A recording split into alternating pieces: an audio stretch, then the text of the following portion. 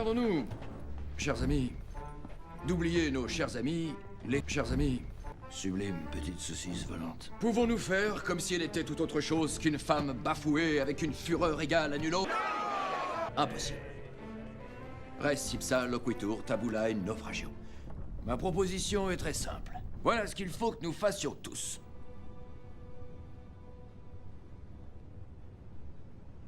Oui! Ouais, bien parlé!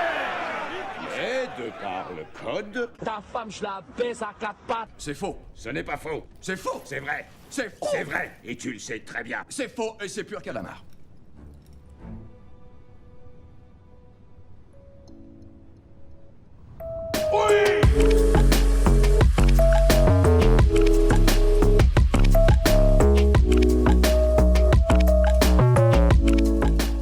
Quoi de neuf les Krusty Boys? De retour pour latter quelques genoux de séries cinématographiques laxistes sur la gestion de leur cohérence physique. Aujourd'hui, c'est Pirates des Caraïbes qui y passe.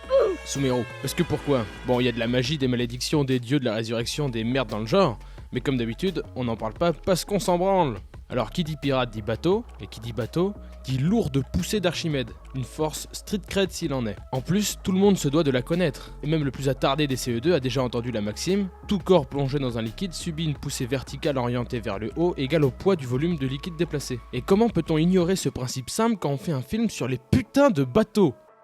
Le bateau, s'il flotte, c'est qu'il déplace un volume d'eau quand il s'enfonce, et donc, comme le stipule le principe énoncé précédemment, il subit une force verticale qui le fait flotter, en compensant son poids. Et tout le concept, c'est qu'on foute sur le bateau une masse dont on peut compenser le poids avec le volume qu'on déplace. Et c'est pourquoi, quand on ajoute de la masse, le bateau s'enfonce, donc déplace plus de volume, donc la poussée d'Archimède est plus importante pour compenser le poids supplémentaire. Expliquons l'origine de cette force. C'est en fait une résultante d'une myriade de petites forces dues à la différence de pression dans le liquide.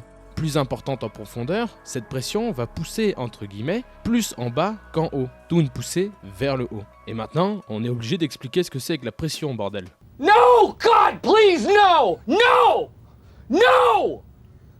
Alors c'est vrai qu'on en parle un peu partout, mais beaucoup de personnes ne bitent absolument rien à ce que ça veut dire, ou ce que ça implique. Donc la pression représente la force par unité de surface des chocs des molécules de gaz, ou de liquide, enfin de fluide en général, sur une paroi par exemple. Cette pression varie en fonction de la température, qui a tendance à agiter les molécules, le nombre de molécules dans un volume défini, et le volume lui-même. On comprend bien que moins il y a d'espace pour un même nombre de molécules, plus il y a de chocs, et plus il y a de molécules pour un même volume, bah c'est pareil, plus il y a de chocs. Alors pourquoi diable la pression augmente-t-elle quand on va sous l'eau? Pour se le représenter, on peut imaginer une très grosse seringue bouchée au bout, et on pousse avec une force sur le piston. Cette cellule, c'est l'espace dans lequel on veut déterminer la pression. Pour une profondeur Z, on se représente un truc dans le genre. La force qui pousse, en fait, c'est le poids de la colonne de fluide au-dessus de cette cellule. Donc, le poids de toute cette eau, mais aussi de tout cet air. C'est pour ça que plus on monte en altitude, moins la colonne d'air au-dessus de nous est importante, et donc moins on subit sa pression. Wow! Voilà pour la pression. Alors pourquoi on s'emmerde de parler de tout ça? Bah parce qu'il y a une scène qui a dû inspirer plein de petits Grégory en puissance, moi y compris, et c'est celle-ci. Alors, gigastrate ou truc tout à fait impossible? Bah à l'évidence, rigoureusement infaisable. Pourquoi? Bon, vous l'avez sans doute compris, à cause de la poussée d'Archimède. Mais pourquoi? Parce que ça vous fait une belle jambe que je vous dise qu'à cause de ce principe, bah ça marche pas. Mais on s'en bat les couilles de ça. Ce qu'il faut, c'est que vous compreniez le raisonnement derrière, la démonstration. C'est complètement con de sauter à la conclusion sans comprendre d'où elle sort, ce qu'il implique. Alors, à vrai dire, même avec 2 ou 3 chromosomes en trop, on aurait pu se douter que c'était de l'arnaque sans faire de calcul. Comment? Eh bien tout simplement en se représentant un canot en fonctionnement normal, en se demandant quelle force s'applique sur lui, et d'où elles viennent. Y a rien de choquant dans ce schéma, on est d'accord. Le canot n'a pas trop de raison de couler, a priori il est capable de supporter le poids de 2 petits mecs. Donc là, on a en tout et pour tout que le poids sur ce truc et la poussée d'Archimède due au volume d'eau déplacé. Vu que le canot ne bouge pas, les forces doivent se compenser. Donc on a le poids de 2 mecs plus celui du canot qui est supporté par la poussée d'Archimède, qui vaut le poids du volume d'eau déplacé, soit la masse volumique de l'eau, fois G, fois ce petit volume. Mais donc, dans cette scène, faisons un bilan. On a toujours le poids des 2 cons et celui du canot, ça ne change pas, mais on a là pour le coup tout le volume immergé, en témoigne ce plan, plus le volume des 2 bouffons, eux aussi immergés. On reviendra également sur ce plan qui est totalement impossible.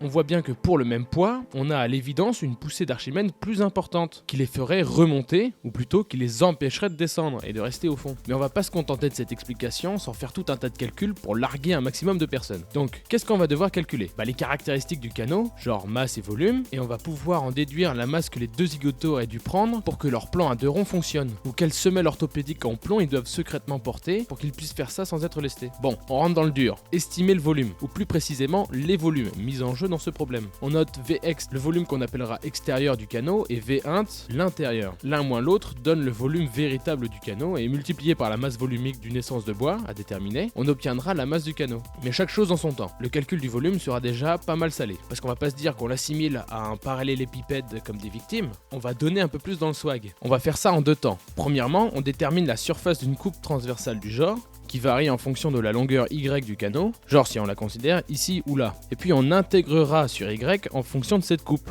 Qu'est-ce que ça implique? Qu'on détermine des équations appelées génératrices qui disent dans le langage mathématique ce que je viens d'expliquer. Ça tombe bien, j'ai pris LV2 maths au bac et je vais pouvoir vous faire la traduction. Et pour une fois, je vais décomposer le raisonnement que j'ai eu pour en arriver là. Alors, on veut décrire ça en langage mathématique et si possible, faire en sorte que ça soit pratique pour un calcul de volume, avec des intégrales et tout le bordel. D'abord, on retourne cette coupe et on met un repère ainsi, parce que ce qui va nous intéresser, c'est l'air sous la courbe, que va nous donner l'intégrale. Et oui, c'est à ça qu'elle serve. Et donc, il nous faut une fonction qui a cette tête. Alors là, c'est à l'interprétation de chacun. Moi, je me suis dit que ce genre de courbure un peu stylée, ça ressemble pas mal à une fonction tangente, qui a cette tête. Je mets une valeur absolue pour avoir une symétrie. Il faut que je retourne entre guillemets la fonction pour avoir la tête de mon canot, je multiplie par -1 et je m'arrange pour que le canot ait les bonnes dimensions, genre à peu près 1 mètre de large et plus de 50 cm de profondeur. Sauf que là, je suis dans les négatifs, donc il faut que j'ajoute un peu de profondeur qui va varier en fonction de Y, selon la coupe du canot. On doit donc approcher cette courbe par une fonction de Y et ça ressemble à une parabole. Je prends donc un polynôme du second degré et je m'arrange pour prendre les coefficients qu'il faut pour remplir les dimensions. Genre la longueur doit être d'environ 3 mètres, donc pour 1 mètre de large, j'ai un peu plus de 50 cm de profondeur. J'ai cette équation, je la réinjecte comme ça pour finalement obtenir cette fonction de x. Je n'ai qu'à prendre les bonnes bornes et j'obtiens ma coupe. Je n'ai plus qu'à intégrer selon x pour avoir cette surface selon y, puis intégrer selon y pour avoir le volume. Soit toutes les coupes mises bout à bout comme un millefeuille. Intégrons ce truc là sur le domaine où il est positif, et c'est là que le faire à la main ça devient complexe. Non mais regardez-moi ce merdier, si je persiste, je vais devoir intégrer du ln de cos de arctan, autant vous dire qu'on va pas se faire chier longtemps. Les IPP et compagnie, c'est quand même vachement moins pratique qu'un lourd programme Python. Voilà un peu la gueule de ce qu'on a modélisé, ça ressemble pas mal au canot, ce qui nous conforte un peu dans notre modèle. Voilà, on associe moult fonctions, et on obtient finalement les volumes recherchés. On remarque qu'au maximum, le bateau peut porter plus de 500 kg. Or la masse des compères doit taper dans les 150 kg, et celle du bateau ne dépasse pas les 60 kg. Et en plus de ça, la densité du corps humain étant déjà assez proche de 1, les deux gaillards compensent déjà en grande partie leur poids. Donc il faut bien trouver 400 kg quelque part pour que ça ait un sens. Il y a bien la masse de l'air, mais bon, à raison de grosso modo 1 kg par mètre cube, on va pas aller bien loin. Et en fait, les petits malins savent que c'est pas vraiment 400 kg qu'il faut trouver. On a parlé de pression sous l'eau, et il n'y a pas de raison que la pression ici soit la même qu'ici. Et comme on l'a précédemment dit, la pression et le volume sont liés. Mais quelle serait donc la pression de l'air dans ce plan? Eh bien sensiblement la même qu'ici, parce que pour qu'il y ait équilibre, il faut que la pression ici pousse entre guillemets avec la même intensité que la pression là, et elles le font sur la même surface. On va faire ça vite, soit environ 10 mètres de profondeur, et à cette profondeur, la pression est d'environ 2 bars, soit le double de la pression atmosphérique à la surface. Mais le problème, c'est que le volume d'air qu'ils emmènent avec eux dans les profondeurs doit donc aussi monter en pression. Et la pression étant, comme on l'a dit précédemment, inversement proportionnelle au volume, ce dernier va logiquement diminuer à mesure que la pression augmente. D'après la loi des gaz parfaits, on a El famoso PV égale nRT, et donc V égale nRT sur P, R la constante des gaz parfaits, N la quantité de matière dans le gaz qui reste inchangée vu qu'il n'y a pas d'échange de matière durant la plongée, et T la température en Kelvin qui va pas varier des masses. Donc si on double la pression, le volume sera divisé par 2. Et qui dit volume divisé par 2, dit volume immergé moins important, et donc poussée d'Archimède également moindre. Est-ce que cela suffit?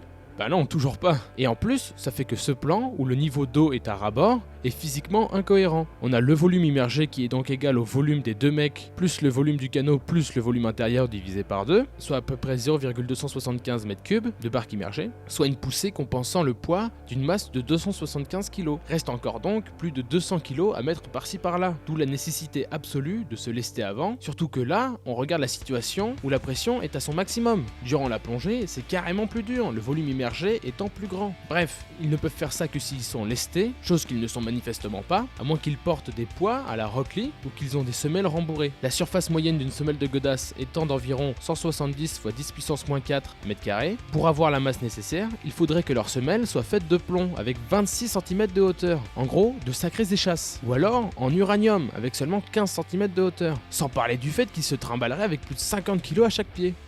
Pour conclure, ce truc est complètement impossible de façon assez évidente. Mais surtout, on peut y remédier à moindre coût. Genre, on rajoute 2-3 accessoires crédibles sur ce plan et hop, ça devient tout de suite un peu plus intelligent. Ou au pire, ils ne prennent pas une barque, qui a pour but premier de faire flotter les hommes, mais un autre machin à propos duquel on se poserait moins de questions. C'est si simple et pourtant le cinéma s'en bat les couilles et véhicule des notions physiques fausses. C'est pour ça qu'il y a des raisons de s'énerver. Sans faire un truc giga rigoureux qui emmerderait tout le monde, on pourrait espérer avoir quelque chose qui se foutrait pas de notre gueule. Bref, ne tentez pas ça à la plage, vous n'y arriverez pas, et il y a un risque de noyade. Allez, comme d'habitude, pouce bleu, commentaire, abonnez-vous, je m'en bats les couilles, et à plus sous les bus.